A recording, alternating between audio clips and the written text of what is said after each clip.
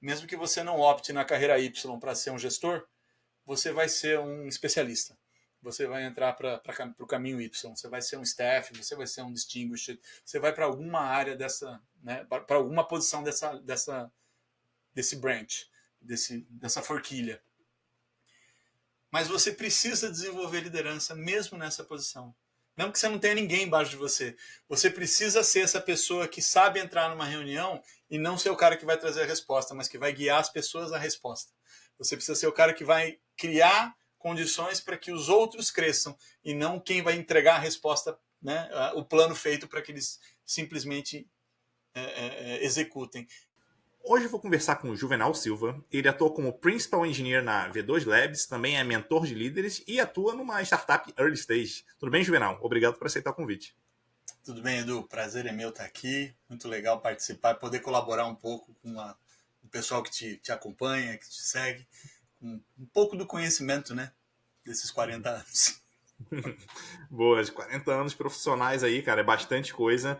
Mas antes da gente entrar, de fato, no assunto, né, que a gente veio discutir aqui, eu queria pedir para você contar um pouquinho mais sobre você, para quem estiver acompanhando, que a gente conhecer um pouco melhor. Legal. Bom, eu vou abreviar bastante, porque senão vai ficar muito longo e entediante, mas eu comecei nos idos de 85, lá no século passado, e eu era novo, né? Não sou tão velho assim, mas eu comecei com desenvolvimento profissional nessa fase, eu tinha meus 15 anos, passei por várias empresas, passei por várias que não existem mais, inclusive a Editora Abril, né? É uma delas. Passei pela Companhia Suzano, IBM, uma incubadora de startups, ABI, agora voltando para startups também, cuidando da minha empresa de mentoria e treinamento, mas tem uma estrada e alguns anos de consultoria também que eu passei atendendo empresas diretamente e tem uma bagagem assim, passei por muita coisa. Eu só fazendo dois adendos que eu acho que são interessantes que eu comento, eu consegui na época final dos anos, final dos anos 90, começo dos 2000, a gente, acho que foi uma das primeiras empresas, eu, né, como consultor em uma empresa, a gente implementou a primeira, acho que uma das primeiras interfaces web para um ERP interno. Isso para atender uma necessidade local, acabou virando um front-end direto para toda a empresa, e eles só usavam o ERP através do front-end web que a gente criou. Não existia Ajax, não existia nada disso, né? Então, lá atrás, HTML puro, páginas dinâmicas com script, mas, sim, é um case interessante que eu tenho orgulho, às vezes, de falar, porque o pessoal acha que desenvolvimento web, né, é coisa com Ionic, com as tecnologias novas, não dá para fazer. Eu já fiz isso há muito tempo e foi muito divertido. Uhum. E eu vou dizer que geralmente o mais simples costuma ficar melhor. Mas enfim, não vou entrar nessa discussão aqui, não. Boa, hoje a gente vai bater um papo aqui, né, sobre como que a gente consegue ter um trabalho remoto, né, um home office, enfim, mais efetivo.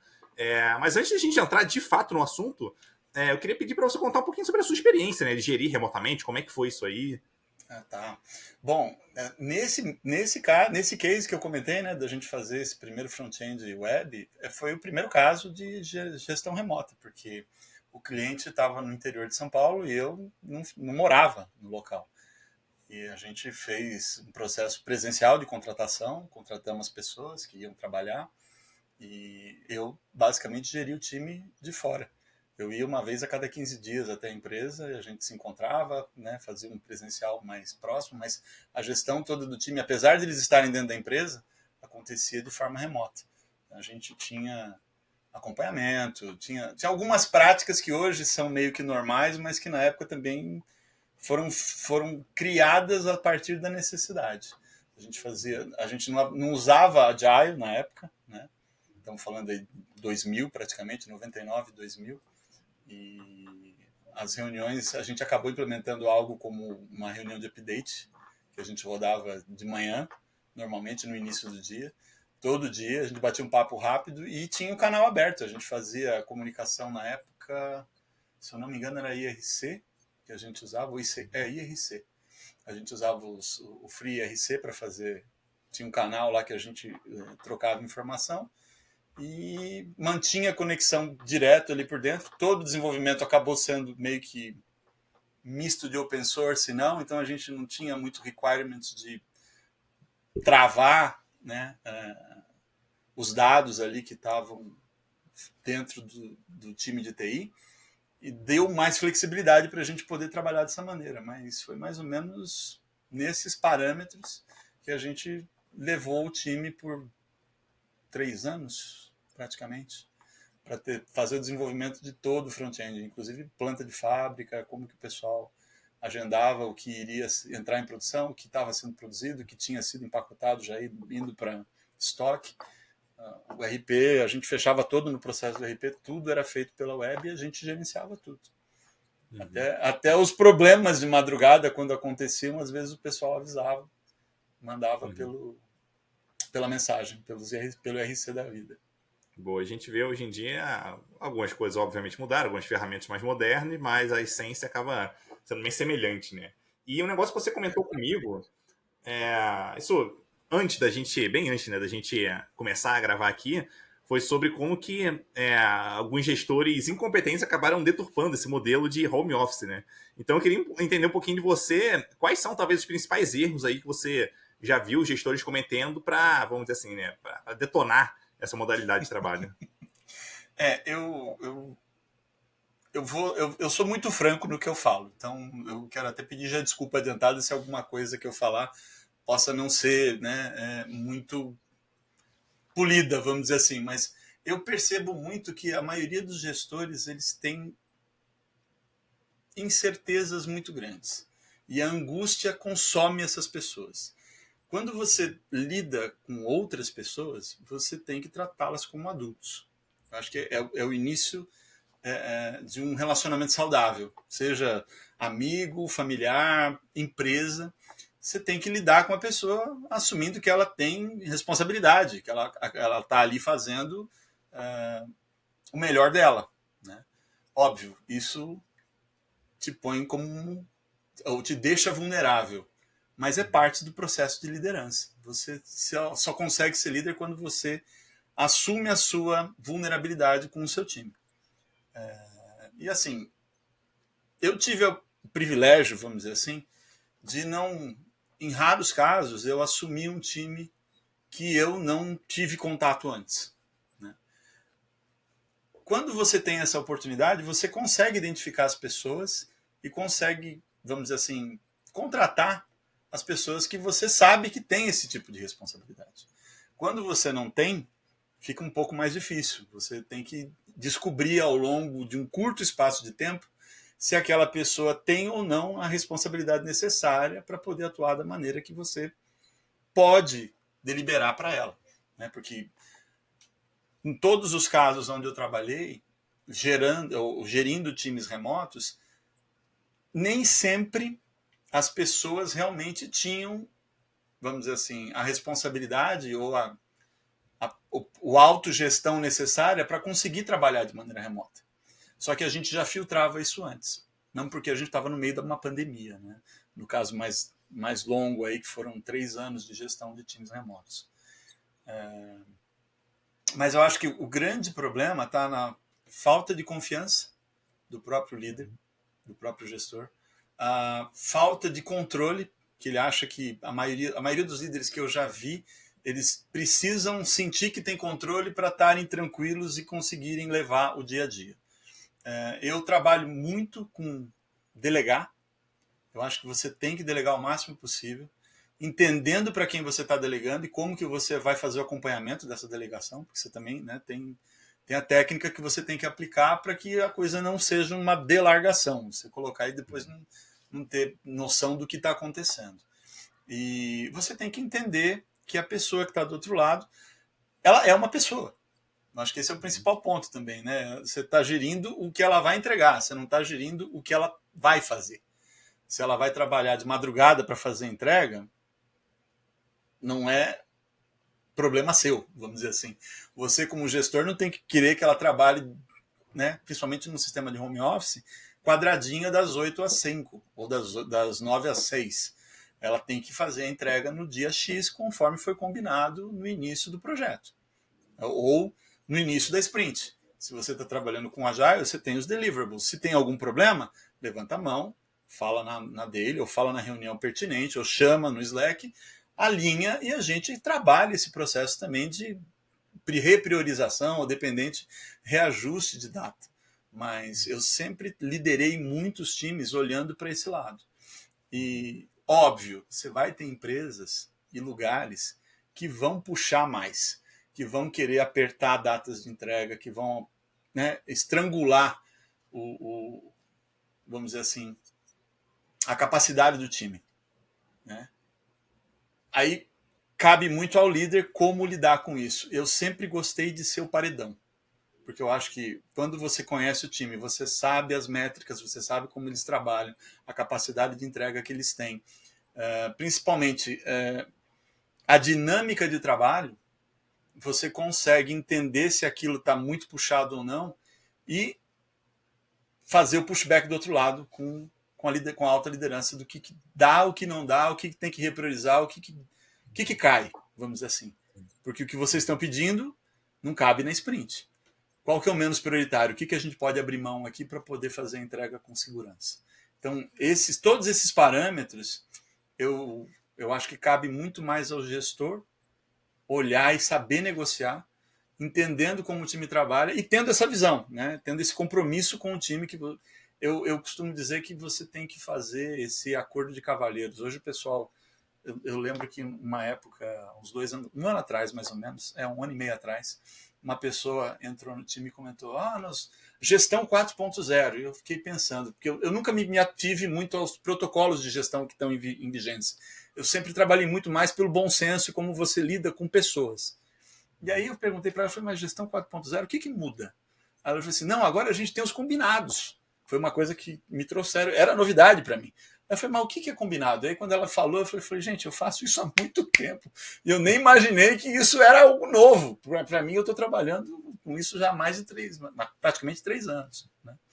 Então, eu acho que isso de você, às vezes, lançar a mão do que você tem como ferramenta, às vezes, de bom senso, que vai trazer efetividade e resultado, é muito mais importante do que você ficar olhando para o que o mercado ou o que está se dizendo como trend de gestão. É muito mais sobre pessoas do que processo. Você cria e refaz o processo dependendo da necessidade das pessoas que estão envolvidas. Eu passei por isso várias vezes. A gente chega e fala, poxa, tem um processo tal, a gente tem que seguir. Aí você para e olha o processo e fala, gente, mas o meu time ou tem mais maturidade do que isso para passar por esse processo, que vira uma burocracia, ou ele não tem maturidade suficiente para não passar por esse processo é pouco, porque eles ainda podem deixar alguma coisa passar que o processo não vai pegar. Então, o processo ele tem que se ajustar ao time, primeira coisa. E não tem uma forminha fechada.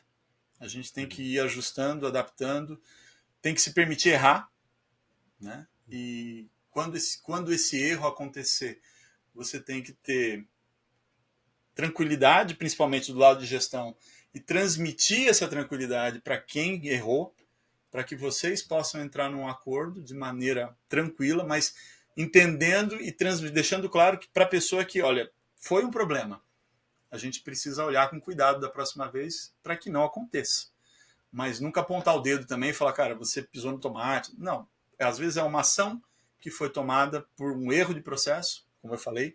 O processo às vezes estava solto demais para a maturidade da pessoa. Então, ou você revê o processo, ou você conversa com ela, explica o porquê que aquele passo não deveria ter sido daquela maneira. Ou você fala para a pessoa, fala, olha, vamos repensar esse processo, porque tem muita coisa aqui que você já sabe fazer e o processo está te travando.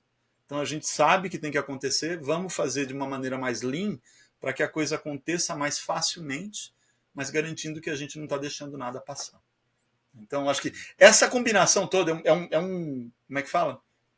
É um amálgama de coisas que você tem que olhar e estar atento, sempre levando em conta que a pessoa que está do outro lado, ela está com a melhor... E eu acho isso fantástico. A gente entrava nas reuniões e tinha um Scrum que sempre falava que você As pessoas que estão aqui, isso é o manifesto do Agile, né? As pessoas que estão aqui estão fazendo o melhor com o que elas têm para que façam a melhor entrega possível. Eu acho que você tem que ter isso não só no disclaimer da reunião ou no manifesto do Agile, mas na maneira como você lida com as pessoas. Então, quando a gente vê, eu pelo menos, quando eu vejo pessoas chamando, né, fazendo o back to office, call back to office, dizendo que a gente tem que melhorar, fortificar a nossa cultura para ter uma entrega melhor, para ter mais coesão do time, para ter melhor entrega. As melhores entregas que eu tive foi quando a gente teve o início da pandemia, que todo mundo foi para casa. As pessoas não estavam mais desanimadas, principalmente pelo fato de terem que passar tempo em transporte. Elas poderiam acordar um pouco mais tarde, ou poderiam aproveitar um pouco mais o início do dia com as pessoas que elas amavam. Elas faziam um trabalho mais feliz, elas entregavam mais resultado e a gente teve um boom muito grande nos primeiros 3 meses. Aí, eu acho que por várias outras razões, a gente voltou ao normal. Tá? A gente não teve queda, mas a gente voltou ao normal. Eu acho que se a gente tivesse um pouco mais de cuidado na maneira como lidar com esse resultado, talvez a gente continuasse naquele nível alto por mais tempo. Mas aí entram outros fatores que, às vezes, o pushback do gestor do time não é suficiente para segurar. Envolve uma alteração de cultura maior que você precisa conseguir vender, né? E, às vezes, isso não acontece quando o histórico da alta liderança não deixa acontecer. Total. E você falou um negócio ali que ficou ecoando aqui na minha cabeça, né? Sobre parte ali de prazos, estimativas, enfim.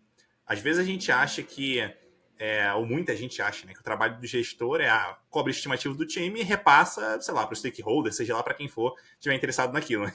A coisa vai muito além disso. Acho que o grande papel do gestor aqui é, por um lado, entender a capacidade que o time tem. Então, por um lado, conseguir fazer esse tipo de avaliação para conseguir fazer boas estimativas, né, junto à equipe, é claro, mas em boa parte ali conseguir entender mais ou menos o tamanho, né, vamos dizer assim, da atividade versus a capacidade do time. Acho que isso é um trabalho.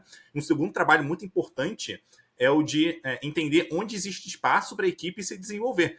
Porque se a equipe tem uma certa capacidade de trabalho hoje, onde que a gente pode atuar para a gente conseguir abrir espaço para o time, ganhar produtividade, fazer mais entregas ou a mesma quantidade de entregas mais rápido. Então, acho que é esse tipo de trabalho que a gente vê pouco acontecendo com líderes. Né? O trabalho, infelizmente, acaba sendo muito focado em como que eu consigo extrair o máximo das pessoas e elas que se virem para conseguir chegar lá. E, enfim, na minha visão, esse não deveria ser o trabalho de um líder. Né? Deveria ser muito mais apoiar as pessoas para que elas consigam, de fato, melhorar cada vez mais, né? Fazer entregas melhores, mais rápidas e, obviamente, com qualidade também. Né? Aqui eu estou assumindo que qualidade é muito importante, o que é verdade na grande maioria dos casos aqui. Né? Talvez tenha algumas exceções não, mas a grande maioria, sim. E eu queria até voltar também num ponto que você comentou, que eu achei ele bem interessante, assim, queria aprofundar um pouco mais. Né? Você comentou ali sobre, bem no comecinho, né, sobre a importância de trabalhar com pessoas adultas e de, vamos dizer assim, tratar essas pessoas como se elas fossem adultas de fato.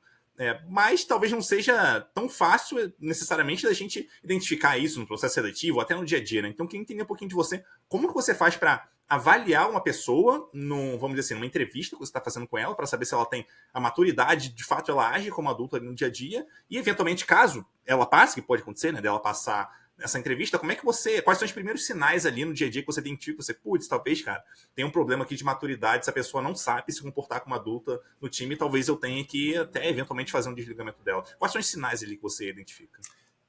Eu acho que nesse processo todo eu cheguei a contratar diretamente quase 110 ou 120 pessoas. E algumas eu me envolvi completamente no processo, outras foi só a parte da gestão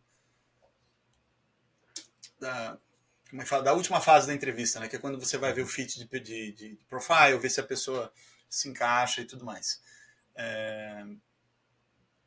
Tem vários sinais que você consegue, às vezes, puxar através de perguntas simples. Eu sou o tipo de pessoa que não gosta muito de processos longos de entrevista. Eu acho que quando você tem uma certa no meu caso, né? Eu vou falar de mim aqui agora. Eu acho que não é algo que é altamente replicável, mas pela experiência que eu tenho, os 40 anos vividos, é fácil você conversando com a pessoa, colocar algumas perguntas técnicas básicas e entender se a pessoa realmente sabe ou não sobre o que ela está dizendo que sabe, né? E você consegue fazer isso de maneira dinâmica, ou seja, não é algo scriptado, então não tem como, vamos dizer assim, a pessoa perceber ou pegar, a menos que ela seja muito rápida, o que também pode ser um bom sinal, né? Porque pessoas que pensam rápido, às vezes, se ela tiver um fit de personalidade bom, match de cultura, é bom você trabalhar isso nela ao longo do tempo, porque ela pode virar algo muito valioso dentro do time para ajudar. Mas você tem que ficar atento a várias características, principalmente nos primeiros meses. Eu acho que nesse processo todo, como eu falei, ao longo dessas quase 120 pessoas, eu tive 2 casos só que passaram, vamos dizer assim, nessas perguntas e nesse jogo rápido que eu costumo fazer.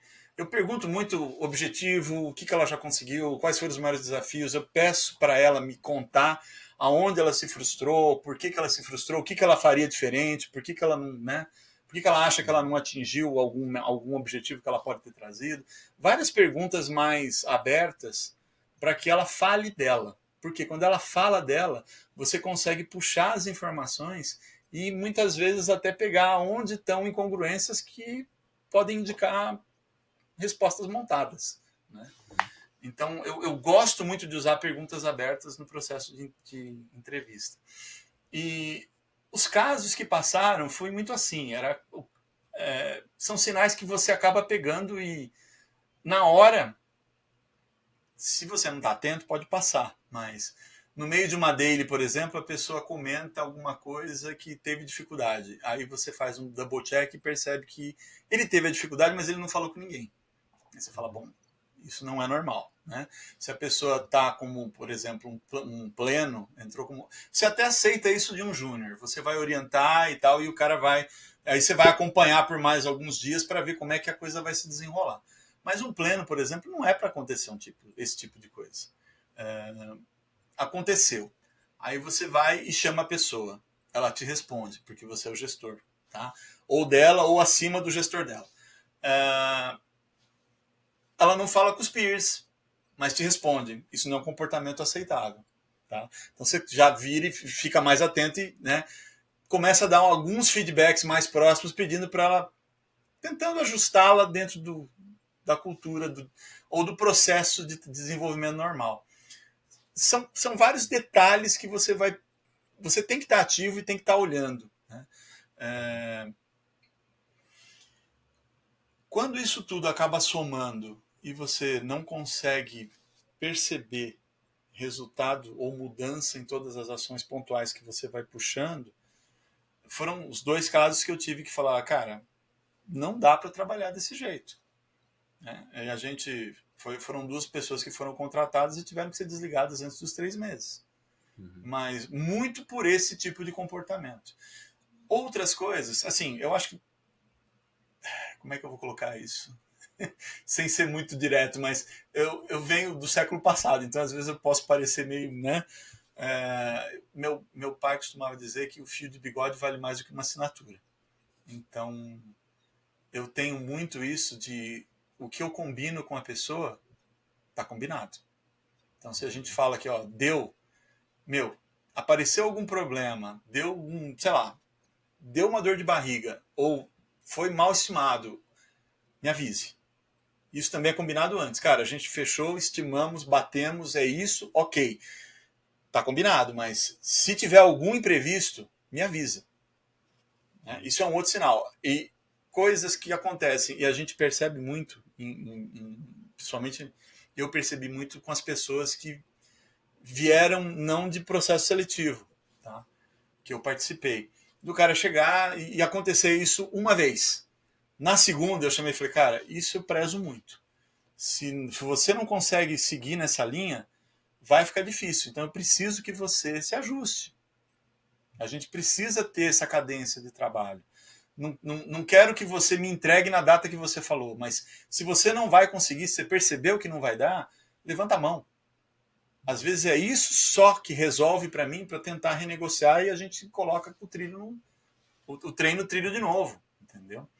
Então, assim, sempre vai ter casos, você sempre, né, vai fazer esse processo, que é parte da gestão, você fazer esse meio de campo, vamos dizer assim, né, com ele, com liderança, ou até com o pessoal de projeto que está cuidando do planejamento de produto, mas isso tem que acontecer. Isso indica pessoas saudáveis, pessoas maduras, adultos que estão trabalhando no time. Quando começa a fugir muito e você não consegue fazer a pessoa voltar, aí é um sinal sério para você levantar a mão e falar, olha, a gente vai precisar fazer um plano para que isso, né, se corrija, vamos setar um tempo para colocar isso em ordem, porque isso é crítico e pode causar desligamento se você não se ajustar. Né? Então, eu acho que esse é um dos pontos de ter clareza. E assim, eu não sei, Edu, mas eu sempre fui muito franco também. Então, quando é algo que é crítico e que pode gerar um processo de desligamento, eu normalmente aviso a pessoa. E eu falo, olha, eu preciso que você se comprometa. Se você realmente quer, você está gostando de onde você está, é o teu trabalho, é o que você quer fazer, é que você quer continuar aqui, eu quero que você, quero esse acordo com você, porque eu prezo e eu acho que a gente tem que dar essa abertura. A pessoa tem que poder ter o tempo para se estruturar.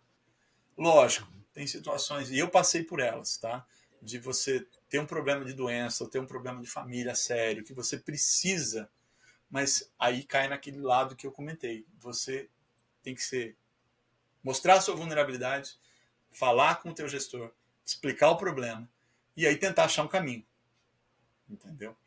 Eu prezo muito essa abertura de comunicação, porque eu acho que isso leva a relacionamentos saudáveis, isso leva a um profissional que mostra que realmente está querendo crescer.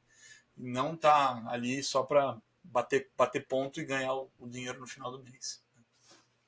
Eu não sei se eu respondi diretamente, Edu, se ficou faltando alguma coisa, pode puxar se você achar, tá?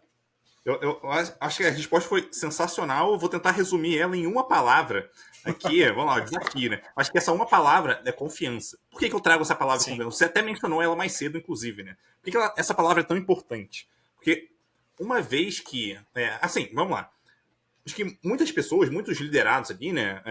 Enfim, quando a gente vai interagindo, a gente percebe que, às vezes, esses liderados, eles têm medo de putz, nossa, não entregar resultado aqui, eu vou ter problema se eu não conseguir entregar tarefa e tal. E, de fato, se isso acontecer continuamente, obviamente isso é um problema, né? Se tem algum liderado ali que não consegue eventualmente entregar essas tarefas. Mas um problema, na minha visão, maior do que esse é justamente o não cumprir combinados e não pedir ajuda no meio do caminho. O que se trata de confiança. Então, se a gente combinou, se você tiver dificuldade, levanta a mão. Aí, quando tem dificuldade, se a pessoa não levanta a mão, para mim isso é muito mais crítico do que eventualmente não entregar uma tarefa ou outra. Porque isso mostra que se eu não consigo confiar na pessoa, como que eu vou manter uma pessoa dessa na equipe? Quais combinados que eu vou fazer depois que eu vou conseguir confiar que essa pessoa vai de fato fazer?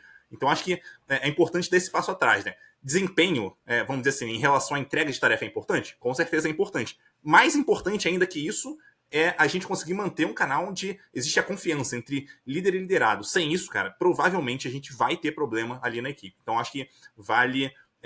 enfim, os engenheiros que estiveram vindo a gente aqui, vai levar isso muito, muito a sério, senão em algum momento você vai ter problema com isso. Exatamente. E o que você comentou assim, é a realidade, né? Eu acho que o processo de liderança ele cai principalmente, inicialmente, né, no líder conseguindo a confiança do liderado e o liderado confiando no líder. Então você tem que ter esse caminho de mão dupla para que as coisas fluam. Ele sabe que pode contar com você e você sabe que ele vai atender às demandas que a gente combinou. Então é a base do processo de liderança. Um dos pontos que você trouxe mais cedo foi justamente sobre essa questão de gestores incompetentes e tal, e que a gente ouve muito falar no mercado, é que esses gestores são incompetentes, por isso que eles precisam de, vamos dizer assim, estar próximo das pessoas para saber se elas de fato estão fazendo trabalho, estão gerando resultado ali ou não, né? Daí eu queria entender um pouquinho de você, como que a gente consegue remotamente, né? Enfim, trabalhando aí em home office, como é que a gente consegue saber se o time está desempenhando bem, se não está, se tem espaço para melhorar, enfim, o que a gente consegue usar ali de parâmetros para conseguir fazer uma boa gestão?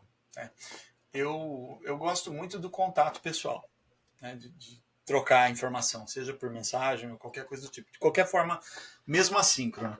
Mas eu acho que tem hoje, e eu sou um defensor árduo disso, de você usar métricas para poder entender como é que o time está rodando. Por quê? As métricas te dão informação além do contato que você pode ter de acompanhamento. Né? Só de olhar, por exemplo, de conversar e ter feedback do time como um todo. E ela pode te mostrar também comportamentos que podem não ser saudáveis, ou comportamentos que indicam, por exemplo, que o seu processo não está adequado para o seu time. E que talvez você precise olhar com mais cuidado para o processo para poder readequá-lo. Então, eu costumo usar muito métricas de engenharia. Gosto muito de métricas de engenharia que não são simplesmente as DORA, né? As métricas DORA da vida, que estão muito mais ligadas à entrega e índice de erro e coisas do tipo, né? Depois de um processo de deploy, erros de bugs que acontecem em produção depois de uma entrega e coisas do tipo. Mas eu acho que as métricas, principalmente as métricas do que acontece dentro do sistema de versão, de gestão de versão de código, dão muita clareza para o engenheiro como que o time opera, para ele entender como é que a coisa anda e como que ele poderia orientar os desenvolvedores para que a coisa fluísse melhor. A gente percebe, eu pelo menos percebi isso muitas vezes, que muitas tarefas às vezes ficam paradas, muitas tarefas ficam, às vezes, não porque a pessoa não está trabalhando, mas porque ela não está fazendo o sync periódico, ou ela não está alinhando o que ela está fazendo com o restante do time. E aí tem uma série de problemas que podem acontecer por conta disso no final. Né? Inclusive, os mais graves que eu acho que são os problemas de qualidade, porque a gente sabe que todo mundo deveria ter testes unitários, a gente sabe que todo mundo deveria ter, né, uma série de testes embutidos no código que rodam com uma suíte no final ali de um build para validar que todo o desenvolvimento está ok, que você pode fazer a integração e que pode ir para a próxima fase de teste, um UAT ou qualquer coisa do tipo. Mas a gente sabe que na prática nem todo mundo tem uma quantidade suficiente de testes para garantir a qualidade do que está sendo entregue. E aí, se você não tem essa visão de métrica do que está acontecendo ao longo do processo, muitas vezes você tem bugs que acabam passando porque não tem um teste para validar, porque foi entregue da última hora, porque entrou na branch, né, no processo de build que não pegou, porque não tinha um teste para isso, e acabou estourando lá na frente, seja em UAT, seja em produção. E quanto mais para frente um problema aparece, mais caro fica para você corrigi-lo. Então, eu olho muito, brigo muito, sempre olhei e coloquei muito isso. Quando a gente não tem essas métricas, uma alternativa é você acompanhar o processo de versionar, os pull requests todos que vêm, né? Os branches que são solicitados. E se não tem a métrica, pelo menos você precisa orientar o time para que eles façam publicação do que está sendo feito. Ou seja, se você fez o clone do repositório na sua máquina e fez um branch lá para desenvolver a feature X, publica essa branch no repositório. Pelo menos, já que você não tem a métrica direto, né? Porque a métrica vai te trazer outras informações, tipo, quando o cara fez o branch, quando ele fez o primeiro branch de desenvolvimento e quando ele pediu merge, né? No pior dos casos. Mesmo que ele faça tudo localmente. Mas você tem noção do que está acontecendo, você sabe o que está, né, como que a coisa está acontecendo no sistema de versionamento. Né? E aí você consegue, de repente, atuar de maneira mais proativa, de chamar o dev e falar, cara, quanto tempo você está fazendo sync, como é que a coisa está rolando, precisa de uma ajuda? E tem muito dev que precisa. Eu conheci muitos desenvolvedores, até sênior, que sabiam muito bem a técnica, conheciam o código que eles estavam trabalhando, mas eles tinham uma dificuldade enorme de lidar com o sistema de versionamento. E todo mundo, eu acho que a grande maioria hoje, trabalha com Git. Então, a gente sabe que o Git não é fácil, né? Na época que eu estava na IBM, que estava trabalhando com enablement lá no Research, foi meio que quando o Git explodiu, né? Quando o Torvalds desenvolveu o base, o Ramano pegou e levou adiante, e está mantendo acho que até hoje ele é o mantenedor, mas foi quando ele explodiu, quando o GitHub apareceu e tal. O pessoal até brinca, fala, qual que é o teu GitHub? Meu GitHub é meu nome. Eu fui um dos primeiros a entrar no GitHub. Meu GitHub é Juvenal. Não tem nada, não tem ponto, não tem número, não tem nada. Tudo bem que meu nome não é muito comum, mas né, se você olhar lá, já tem um monte de Juvenal. Então, assim, eu acho que o fato da pessoa, às vezes, não ter a facilidade com a ferramenta, por mais versado que ele seja no que ele faz tecnicamente, vira um calcanhar de Aquiles na hora que você precisa de integração rápida, que você precisa de uma resposta rápida do time, ou que você precisa até entender como é que o time está desenvolvendo. Eu já vi bugs acontecerem, mesmo no Git, que é muito seguro para isso, né? SVN, CVS, ele permite, por exemplo, que você faça commits parciais, vamos dizer assim. Desculpa, commits não, checkouts parciais. E isso pode gerar um monte de problema de sync depois na hora que você está fazendo o teu desenvolvimento. O Git não, você pega o pacote inteiro, o snapshot inteiro, ou não pega nada. Só que mesmo assim, quando você faz commits, se você não faz o sync, se você tem times distribuídos, se você tem várias pessoas mexendo no mesmo codebase, tem muita chance de, mesmo que você não tenha conflito na hora de fazer um merge, você tenha desenvolvimento que conflite na hora de runtime, na hora da execução. E isso vai gerar bug de produção. Não tem jeito. Ou gerar bug na área de OT. Então eu sempre olhei muito e sempre fui muito crítico com os times para que eles tomassem essa consciência. Porque o que eu acho mais importante não é você cobrar. Como líder, você tem que educar. Então você tem que ser aquela pessoa que é a referência, que vai ajudar, que vai dar a orientação para que o time consiga andar sozinho, para que ele consiga se desenvolver da melhor maneira. E eu acho que esse é o principal papel, né, para que você consiga, vamos dizer assim, gerenciar isso de uma maneira mais leve e, ao mesmo tempo, educando o time, né, ao mesmo tempo orientando para que eles consigam seguir. E você ter essas referências, né? São as métricas, são as observações que eu normalmente uso no dia a dia para entender como é que está a capacidade, aonde tem pontos de melhora, que por incrível que pareça, isso dá um monte de informação para você ver, cara, isso aqui está péssimo, esse processo está horrível, a gente pode melhorar porque tem um monte de gargalo que está travancando outras coisas, né? Então, assim, observabilidade está próximo desses detalhes, e isso não é operacional. Só queria fazer esse adendo, porque eu vejo muita gente falando, cara, o pessoal como líder não quer pôr a mão na massa. Você não precisa pôr a mão na massa, mas você precisa entender para saber onde olhar, para entender o que está acontecendo. Sim. Como é que uma liderança vai ajudar uma equipe a se desenvolver se não sabe se tem algum ponto ali que tem um problema, né? Fica mais difícil. Eu costumo falar, eu já vi muitos engineering managers que, assim, ele é quase um Scrum para olhar a métrica. Ele conhece todas as métricas de Scrum do time, mas ele não consegue dizer como o time se comporta na hora de desenvolver código, que deveria ser a principal função dele. Normalmente você tem alguém de Scrum já ali acompanhando o time que vai te ajudar na gestão de capacidade e tudo mais. Você tem que entender, mas você não tem que usar isso como base o tempo inteiro. Você sabe como o time é, você sabe quais são quanto que eles conseguem entregar, qual que é a capacidade, qual que é o limite de burn do time e tudo mais. Mas isso não ajuda muito se você não sabe como o time trabalha no dia a dia. Sim. E aí vai essa parte, ou de observabilidade, de você estar olhando, ou de você ter as métricas que vão sendo coletadas de maneira automática, e você monta um dashboard lá para olhar e saber como é que as coisas estão acontecendo. O lead time de merge, lead time de branch, quanto tempo o cara está com uma feature em aberto.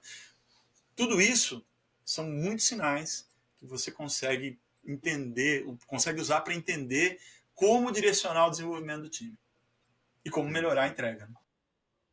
E um ponto que a gente vê, vamos dizer assim, né, quando a gente está no presencial, a gente vê funcionando normalmente muito bem em relação à interação do time com o próprio time, né? Então, dos membros com cada outro membro do time. Então, é muito fácil virar a cadeira, fazer uma pergunta, tirar uma dúvida, parear para resolver algum problema, enfim, esse tipo de coisa. Mas no remoto, isso já fica um pouco mais dificultado ali. Então, eu queria entender um pouquinho como que a gente consegue, eventualmente, vamos dizer assim, né, se aproximar mais quando a gente está no remoto, né? Para que a gente tenha, eu não vou dizer um comportamento idêntico ao que a gente vai ter ali presencialmente, mas que tenha pelo menos um comportamento onde a gente consiga ter esse contato maior, onde a gente consiga tirar dúvidas de uma forma mais rápida, onde consiga aprender, talvez até de uma forma mais rápida. Imagina, talvez uma pessoa júnior ali, né, consegue acessar uma pessoa mais sênior de uma forma mais simples. Então, como é que a gente consegue criar essa cultura quando a gente está trabalhando remotamente? Eu acho que isso que você está trazendo é bem, bem importante. Mas eu acho que também tá muito ligado ao como você combina as coisas no jogo. Quando eu cheguei, todos os times que eu passei, eu sempre chamo todo mundo, a gente faz um bate-papo, porque eu já tive vários times com pessoas em lugares diferentes do mundo. Pessoas na Europa, pessoas na Ásia, pessoas nos Estados Unidos, e são time zones diferentes, eles não vão estar disponíveis nos mesmos horários do time que está aqui no Brasil, por exemplo. E às vezes tem dependência, você tem que consultar alguém, você quer saber, fulano está com atividade X que tem impacto em cima da atividade Y que você está desenvolvendo, como é que vocês vão coordenar isso, como é que vocês vão alinhar quando precisar. A gente meio que faz esse combinado já adiantado, principalmente quando eu assumia o time, e a gente usava isso como base para bater essas conversas. Óbvio que um time remoto, ou você vai usar um IM, um instant message da vida, um Slack ou qualquer coisa do vida, que é a versão nova do IRC, né? A versão moderna, mas ou você vai usar uma ferramenta dessa, ou você vai ter que depender de uma ferramenta de meeting também. E aí é o que eu brincava com o pessoal, falava, gente, vocês sabem que o nosso café é um Zoom. Até happy hour a gente fazia via Zoom na época da pandemia. Então, assim, acaba ficando um passo a mais, algo a mais que você tem que fazer e se adaptar, mas tendo combinado, tendo acertado isso antes, tendo feito esse acordo, as coisas acontecem. Né? Vai ter inesperado? Vai. Assim como quando você está no escritório e aparece um problema às 5h55, todo mundo tem que ir embora e você vai ter que resolver. Entendeu? Aí você vai ter que pegar o telefone, você vai ter que ligar, você vai ter que chamar alguém no Zoom, você vai ter que fazer a mesma coisa. Né? A diferença é, de qualquer forma, mesmo se você tivesse no escritório com um time distribuído, você também vai ter que fazer esse combinado. Então, eu acho que isso é algo que você, estabelecendo uma vez e tornando isso uma prática, toda vez que você for trabalhar com um time, você acertar esses combinados no começo e deixar isso bem claro para todo mundo. Mudou o time, a gente ressenta e revê os combinados, vê o que a gente vai ter que acertar. Fulano saiu, entrou outra pessoa, pô, essa pessoa agora está, sei lá, na Europa, está lá 5 horas na frente. O que a gente faz? A gente vai ter que setar, ou ele vai ter que, em alguns dias ele vai ter que entrar um pouquinho, dormir um pouco mais tarde, ou a gente vai ter que dormir mais tarde, em alguns outros dias, mas a gente vai ter que fazer alguns shifts para poder manter o contato. Ou alguém vai ter que ser a ponte. Normalmente eu me colocava como ponte. Por quê? O Brasil tem essa peculiaridade de posição de confiança, você não precisa bater ponto. E os outros precisam. E eu acho que isso não eu sempre fui contra. Tá? Eu sei que a legislação pede, que é obrigatório e tal, mas se eu puder colocar alguém numa condição de não precise bater ponto, eu coloco. Por quê? É uma burocracia desnecessária, no meu ponto de vista. E hoje, na maioria das vezes, pelo menos na maioria dos times que eu gerenciei, a gente sempre teve alguém de fora. E você sempre precisa. Ou que alguém fique com você para poder fazer esse meio de campo com a pessoa que está fora. Então, ter esse complicômetro a mais atrapalha do que ajuda. Então, resumindo, eu acho que a gente tem que fazer esses combinados antes, de qualquer forma. Você tem que alinhar com os times como que vai ser mais ou menos as comunicações, mesmo assíncronas. E se tiver uma emergência, como é que a gente vai, quem que vai estar disponível, como que vai ser mais ou menos a dinâmica quando isso vier a acontecer. Normalmente, o que eu fazia? Eu me colocava como o ponto de contato para todo mundo. Tá? E é a função do líder. Você está ali, você está liderando, você tem que ser o primeiro a tomar pedrada, né? E o primeiro a agradecer todo mundo quando terminar o trabalho. Então, eu acho que... Bom, eu acho que é isso. Boa. Você tocou num negócio que para mim é bem importante assim, né? Que é, às vezes a gente pensa que, não, a gente tem um gestor aqui, tem um líder na equipe, então ele vai falar como a equipe deve trabalhar e a equipe faz o trabalho dela. Só que, vamos dizer assim, uma forma mais moderna de lidar com a equipe não é exatamente assim, mas que tem funcionado, né? Muito mais a equipe definir como que ela funciona melhor, ela fazer os combinados e ela, enfim, eventualmente lidar com as consequências negativas e positivas disso, né? Quando for negativo, Exato. tudo bem, a gente vai lá e melhora, tenta fazer de um jeito diferente. Quando for positivo, pô, legal, continua, o caminho tá certo, o caminho é esse mesmo. Então acho que isso é um ponto bem importante ali, né, para o time, ele tá aberto para isso também, né? Por um lado, a liderança abrir espaço para que isso aconteça, então não querer mandar, vamos dizer assim, né, no time o tempo todo. Por outro lado, também as pessoas quererem assumir a responsabilidade de, pô, vamos definir o nosso próprio caminho para a gente conseguir chegar até o sucesso, né? Ao invés de esperar que tudo venha até nós e, enfim, sei lá, só quero focar no técnico. Isso, enfim, isso não é muito mais interessante, né, numa gestão mais moderna, vamos dizer assim. Exato, eu acho que é interessante você puxou isso, é muito importante tocar nesse ponto. Eu sempre estive presente, mas eu nunca fui o centro. Eu acho que esse é o papel do líder. Você tem que deixar o time brilhar no que ele é melhor. Se ele não sabe, se ele tem dificuldade, ele tem que entender que você é o suporte, mas você não é a pessoa que vai fazer. Eu sempre me coloquei em todas as reuniões como alguém que estou ali para apoiar. Se vocês tiverem problema, estão em dúvida, e já aconteceu, eu sempre gostei muito de participar das reuniões. Teve um amigo até que falou para mim, cara, você é esquisito, porque você tem uma... Eu acabei tendo, né, pela minha paixão, eu já com 12 anos de idade eu sabia o que eu queria fazer, que eu vejo que é meio raro hoje em dia, mas eu já sabia que eu queria estar fazendo o que eu estou fazendo, que é trabalhar com desenvolvimento. Só que eu sempre gostei de interagir com pessoas, tanto que uma das primeiras funções que eu tive, logo que eu me enveredei na área, que eu fiz o meu primeiro treinamento e aprendi a programar, foi treinar pessoas. Então, assim, eu fui um treinador já logo no começo, eu já fui um professor logo no começo. Fui professor universitário por 10 anos também, lecionando para times de sistemas de informação, do curso de sistemas de informação, em várias cadeiras diferentes. Eu acho que um pouco pela abrangência dos 40 anos, mas tudo bem. Agora, o que eu acho que é o mais importante é você entender que a sua função como líder é estar ali para ajudar as pessoas a se desenvolverem, para suportar o desenvolvimento delas, não para dizer o que elas têm que fazer e como elas têm que fazer. Você tem que trazer o direcionamento do que precisa ser entregue. Porque a gestão, e aí, só fazendo esse adendo, Edu, eu acho que a gente sempre falou no passado que você é o gestor. E ultimamente a gente tem dito que você é o gestor e eu líder. Eu vejo como coisas bem distintas. Tá? Por quê? Você não lidera entregas. E você não gerencia pessoas. Mas você gerencia entregas e você lidera pessoas. Então você tem que entender aonde você está vestindo qual chapéu para poder atuar da maneira correta onde é necessário. Dito isso, eu sempre quis colocar e sempre atuei como líder quando estou lidando com as pessoas. Eu tento me colocar nessa posição sempre que possível. E como eu digo sempre que possível? Porque tem horas que você vai ter que ser o gestor. E quando são essas horas? Quando a pressão vem de fora e o time está reticente. E você já negociou tudo que você podia e não vai ter jeito. Então você vai ter que ser o cara chato às vezes.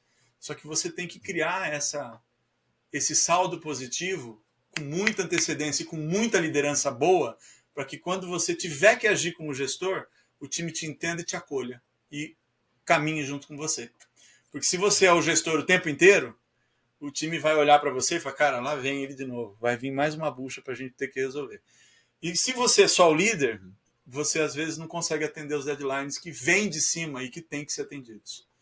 Quando você tem espaço para negociar, quando você consegue negociar, faça o seu melhor para isso, para que o teu time sempre tenha o espaço confortável de trabalho, o espaço saudável, mental, emocional, físico, para que ele possa desempenhar o melhor que ele pode e crescer. E quando você não conseguir, infelizmente você vai ter que chamar o time e falar, cara, eu vou ter que pedir para vocês um esforço extra porque a gente vai ter que fazer essa entrega.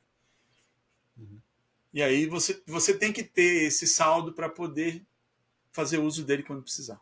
Então, assim, eu vejo que tem muito líder que quer ser só o chefe, tem muito líder que não quer pôr a mão no operacional e não quer acompanhar o operacional, ou porque não sabe ou porque não quer mesmo, que são duas coisas que eu acho, né, erradas, na minha visão.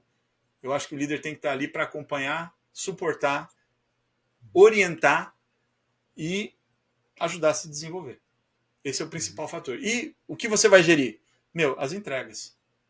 E aí eu conto com vocês, com os nossos combinados, para, teve algum problema, me avisa, a gente renegocia isso, a gente tenta retrabalhar, a gente vai ajudando. A gente vai tentando fazer esse meio de campo a gente vai fazendo o meio de campo para ajudar o time a ter o melhor rendimento possível dentro do que eles têm disponível para trabalhar com as ferramentas que eles estão na mão. Eu acho que um cuidado muito importante que a gente precisa tomar é de não querer ser bonzinho o tempo todo. Por quê? Se a gente for, provavelmente a gente vai ter dificuldade de fazer algumas entregas e provavelmente a gente vai querer, em vários momentos, blindar o time de coisas que a gente não deveria estar blindando, porque existem questões de negócio que não dá pra gente segurar o tempo todo e achar que, não, tudo bem, tá tudo certo. Tipo, não, às vezes é caótico mesmo. E as pessoas precisam entender isso, porque isso vai fazer parte do desenvolvimento, do crescimento delas. Se elas somente pegarem a parte fácil do trabalho, forem protegidas o tempo todo, cara, elas não vão conseguir crescer, não vão sair do patamar que elas estão. Então, acho que a gente não deveria segurar só por segurar, vamos dizer assim, para proteger as pessoas. A gente deveria segurar, claro, para a gente conseguir manter as pessoas num foco correto, mas eventualmente elas vão ter que entrar em contato com alguma pressão que está vindo de fora, com alguma coisa que mudou, alguma prioridade que mudou repentinamente, e acho que faz parte do trabalho também, faz parte do desenvolvimento de todo mundo, ganhar maturidade para conseguir lidar bem com esses momentos, quando eles acontecerem. Total. E isso leva muito também ao ponto de que pessoas diferentes têm comportamentos diferentes. E você, como líder, tem que entender isso. E tem que saber para quem você pode dar mais, para quem você pode dar menos, para quem você pode expor mais, quem você pode expor menos. É sua função também. É parte da sua caixinha de ferramenta ali, saber identificar isso. Lógico, né? Um sênior, por exemplo, você vai jogar na fogueira com mais facilidade, porque você assume, vendo o desenvolvimento, vendo o trabalho da pessoa e tal, você sabe que ele tem condição de encarar e levar adiante. O júnior você vai preservar mais. Né? Eu tenho uma característica minha que, assim, sempre, e eu acho isso por vários fatores, tá?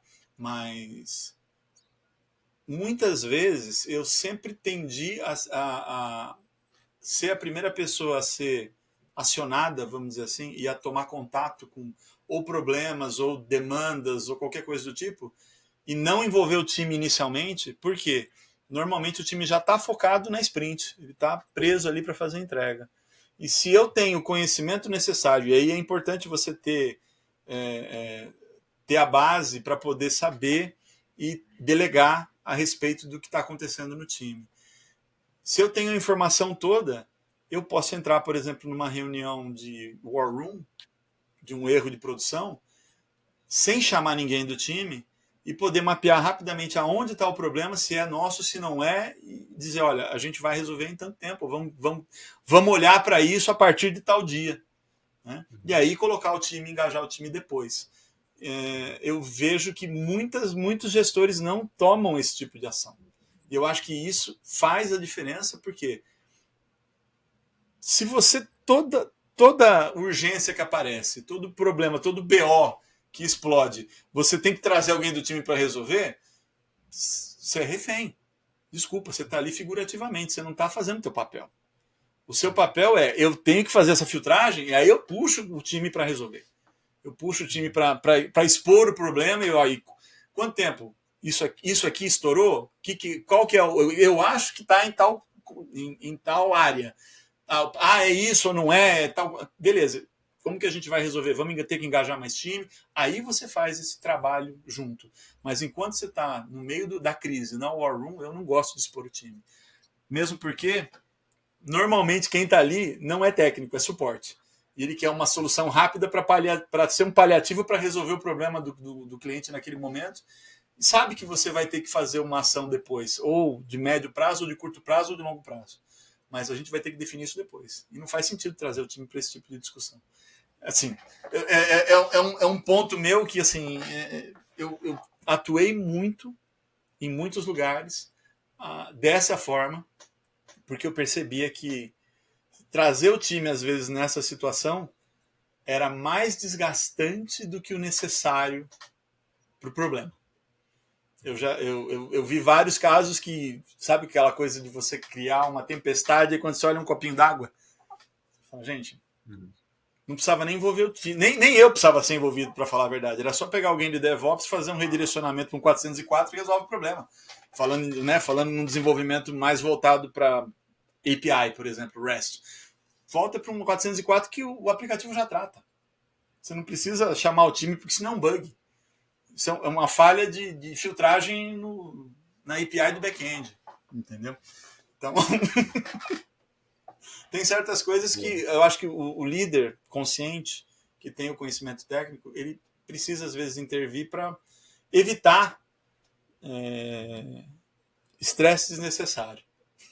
E outro ponto que eu queria entender um pouquinho aqui da tua experiência, da tua visão é, né, quando a gente está trabalhando no presencial, eu diria que é talvez um pouco mais fácil da gente conseguir mostrar que a gente está fazendo um bom trabalho, enfim, até da gente se destacar ali na empresa e tal. Mas como que a gente consegue trazer isso um pouco mais para o remoto? Porque assim, tudo bem, fazer um bom trabalho é importante, mas as pessoas, de alguma forma, talvez precisem saber para eventualmente até reconhecer o trabalho que você está fazendo. Então, como é que a gente consegue, de fato, se destacar quando a gente está trabalhando ali no remoto, no home office? Isso tudo, basicamente, é exposição. Quando você está no escritório, você está exposto. Quando você não está no escritório, ou você faz a sua exposição, ou o seu manager tem que ajudar nessa exposição, o seu líder. Eu, como gestor, eu sempre fui muito proativo nisso. Ou seja, o time fez, o time merece o crédito. Pessoa X dentro do time trabalhou mais para fazer aquilo, eu falo. Quem estava liderando esse projeto, ou quem estava liderando essa feature, é fulano. Ele que tocou, ele que foi à frente, que meteu a cara e resolveu, alinhou com o time X, alinhou com o time Y, ele que tomou a frente desse projeto. Assim, isso é saudável. E assim, é parte da construção de confiança, é parte de você tratar as pessoas como adulto, é parte de todo esse fundamento que a gente discutiu lá atrás, que tem que acontecer. E eu acho que isso é não só um fundamento que deveria ser respeitado para quem está trabalhando como home office, mas para quem está trabalhando presencial também. O problema é que esses líderes ruins, já que a gente está falando do problema, muitas vezes eles não fazem isso nem quando estão presencialmente. Muitas vezes eles levam isso para cima como conseguimos. Às vezes não cita nomes. Às vezes, na pior situações piores que eu já vi, ele fala, eu consegui fazer o time fazer a entrega. Ele assume um crédito que às vezes não é dele também. Então, eu acho que a exposição é a chave para você mostrar quem cresce, quem está se destacando, quem está fazendo acontecer dentro do seu time, dentro do seu grupo de liderados. E a melhor maneira de fazer isso é dando nome aos bois. É sendo claro e falar, olha, esse fulano se engajou, fulano trabalhou muito, tomou a frente e fez acontecer. Cicrano colaborou pra caramba, ele ia na frente, o cara ia atrás, eles dividiam. Você precisa fazer essa exposição, você como líder. E eu sempre incentivei muito as pessoas do time a terem iniciativa. Porque eu sempre vi também, principalmente em empresas grandes, a gente tem muito aquela coisa da política interna, você não pode fazer direto, você tem que falar com fulano. Cara, é algo que eu preciso saber? Me comunica, mas tome ação. Não fique parado esperando a minha ação para que você haja. Entendeu? Se eu preciso saber, me comunica, mas faz. Se eu não preciso saber, faz e me fala depois. Não tem problema. Eu sempre tive muito essa postura com todos os meus liderados. E sempre funcionou muito bem. Agora, é aquilo que a gente estava comentando no começo. A maioria dos líderes tem muita insegurança e se sentem desprotegidos sem saber o que está acontecendo ou sem controlar o que vai rolar. Esse é o grande problema. Quando você tem a confiança, você consegue delegar, você consegue expor e você sabe que você vai ter informação quando for questionado. Você não vai passar... Já aconteceu? Vamos até... Não só eu passei por situações assim, mas eu também causei uma vez uma situação assim no meu diretor direto, né? meu diretor sênior na época. Por quê? Às vezes você está na correria do dia a dia e não dá tempo de você informar. E a pessoa com quem você está interagindo falou com o seu superior antes de você ter tido tempo de falar. Às vezes pode acontecer de pegar de surpresa. Mas normalmente isso acontece de maneira, vamos dizer assim, não vou dizer saudável, mas é coisa que, cara, você fez? Fiz. Oh, você tomou essa decisão? Tomei. Tá errado? Normalmente, não. Porque o alinhamento já aconteceu, você já sabe como você pode... Você já sabe o escopo de decisão que você pode tomar. Né? Esses acordos, esses alinhamentos e a confiança já está estabelecida. Só que isso tudo é um trabalho que você tem que trabalhar, você tem que preparar antes. É o combinado lá do começo, quando você pega o time. Como eu brinquei aqui, é a Juvecol que eu fiz com o time que estava destruído moralmente. E a gente criou esse laço de confiança que cresceu e foi se expandindo para os outros times que foram foram criados, que eu estava, né, que basicamente eu fui contratando, a gente foi criando vários times.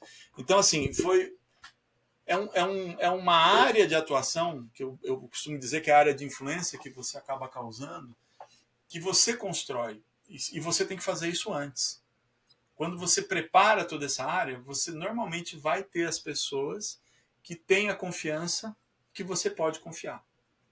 E aí você consegue lidar e fazer a gestão de todos essas 100 pessoas de maneira bem mais leve. E uma coisa que eu queria deixar aqui, que eu acho que vale muito, até para os líderes que têm muito esse problema de querer gerenciar, querer controlar, confie mais no seu time, crie essa linha de comunicação, crie esse espaço de confiança. Só que você tem que ser accountable, vamos dizer assim, né? Você tem que ser responsável e assumir a responsabilidade. Porque se você não fizer isso, você não vai ter reciprocidade do outro lado. Então, parte do líder ser responsável para poder ter a responsabilidade e o compromisso das outras pessoas. Eu acho que essa é a base, tá? Essa eu acho que é a principal, são os principais pilares. Você tem que criar esse espaço de confiança, você tem que ter clareza, até brinco, né? O pessoal fala transparência, eu não gosto da palavra transparência porque você muitas vezes não pode falar, mas você tem que ser claro. Eu já tive situações onde eu sabia que a pessoa iria ser desligada não por performance, mas por custo, por exemplo. Eu fui contra, mas eu sabia que ia ter que acontecer porque tinha que ter a restrição de valor. E eu não cheguei e falei, você não pode falar para a pessoa que ela vai ser desligada, mas você também não pode omitir o fato de que ela vai tomar uma surpresa. Então você tem que achar uma maneira de transmitir a informação de maneira clara, sem ser transparente. Então, né, só esse adendo para dizer por que eu não gosto muito de falar de transparência, porque você não pode ser transparente muitas vezes quando você é um líder, mas você tem que ter clareza na comunicação que você está dando. E a comunicação tem que ser rei no processo, ela nem é rainha, né? Ela tem que ser o rei, porque ela é a base de tudo ali. Se você não comunica bem, não importa como você não vai conseguir criar confiança, você não vai conseguir engajar as pessoas, você não vai conseguir desenvolver essas pessoas. Então, você não vai conseguir negociar isso com a liderança quando você tiver algum problema no time que você precisa realinhar a expectativa, realinhar prazos. Então, assim, a comunicação é a base da liderança. Bom, boa, muito bom. Falei muito também agora, cara. Eu só queria abrir um espaço final aqui para você passar uma mensagem para quem estiver acompanhando a gente, fazer seu jabá, se você quiser fazer também, fica à vontade. Eu adorei participar. Quero fazer com você um recíproco também. Eu tenho um podcast lá, eu quero muito a tua presença. Acho que a gente pode colaborar muito um com o outro. Hoje eu assim, tenho um grupo de mentoria, tenho alguns treinamentos que eu faço para desenvolver essas habilidades. E assim, entre em contato comigo. Eu estou no LinkedIn, eu estou no Instagram. Se acho que o Edu vai colocar, mas eu vou passar para ele se ele quiser colocar o link na descrição do podcast depois, ou mesmo no vídeo, se quiser colocar, eu deixo com você, mas eu vou mandar referência. Você manda um direct e a gente conversa. É um processo bem personalizado, bem fechado, vamos dizer assim. Eu faço uma seleção das pessoas, porque é uma dedicação de tempo e eu gosto de ajudar quem eu sei que eu posso ajudar. Então eu não quero trazer todo mundo, né? Eu quero trazer quem eu vejo que tem potencial e que quer desenvolver e que vai fazer, no final do dia, vai ter um crescimento bom com o que a gente vai trabalhar junto. E basicamente é isso. Boa. Se tiver interesse na mentoria, é uma mentoria para desenvolver liderança e influência. Eu digo que é Empowering Engineering Managers. Ou, na verdade, não é Engineering Managers, eu tinha feito isso, mas é Empowering Technical Leadership. Porque eu acho que muito mais do que engenheiros, Engineering Managers, a gente precisa dessa visão de liderança para todos que têm responsabilidade dentro de desenvolvimento. E aí eu falo, mesmo que você não opte na carreira Y para ser um gestor, você vai ser um especialista. Você vai entrar para o caminho Y. Você vai ser um staff, você vai ser um distinguished, você vai para alguma área dessa, né, para alguma posição desse branch, dessa forquilha. Mas você precisa desenvolver liderança mesmo nessa posição. Mesmo que você não tenha ninguém embaixo de você. Você precisa ser essa pessoa que sabe entrar numa reunião e não ser o cara que vai trazer a resposta, mas que vai guiar as pessoas à resposta. Você precisa ser o cara que vai criar condições para que os outros cresçam e não quem vai entregar a resposta, né, o plano feito para que eles simplesmente executem. Então, a liderança é muito mais do que simplesmente gerir pessoas. Como eu falei antes, gestão é uma coisa, liderança é outra. Mesmo que você não vá para... essa a minha visão, eu acho que pesa muito. Você precisa ter esses skills de liderança, mesmo que você não seja um gestor de pessoas. Muito bom, muito importante, né? Saber que liderança não tem nada a ver com ter liderados. Liderança é outra coisa. Muito obrigado, Juvenal, pelo papo, que foi muito legal conversar contigo. Eu vou deixar todos os links aqui na descrição do vídeo, notas de podcast, enfim. Então você que está acompanhando aqui, né, você pode clicar aí, entrar em contato com o Juvenal. Um abraço, Juvenal, e até a próxima. Muito legal, abraços, no prazer de estar aqui. Até a próxima.